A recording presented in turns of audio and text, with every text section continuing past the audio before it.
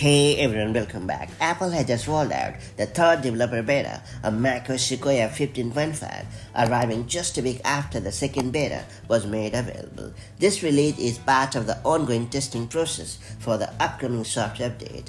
Developers enrolled in Apple's beta program can access the new build via the soft update section in the System Settings app. To download the beta, an Apple ID linked to a registered Apple developer account is required. So far, macOS Sequoia 15.5 appears to be a relatively minor update with no significant new features discovered in earlier builds. As Apple shifts focus toward the future, development of new Sequoia features is tapering off. The company is expected to introduce macOS 16 at WWDC this June, and that wraps up the latest update on macOS Sequoia 15.5, with Apple shifting gears toward macOS 16 ahead of WWDC 2025.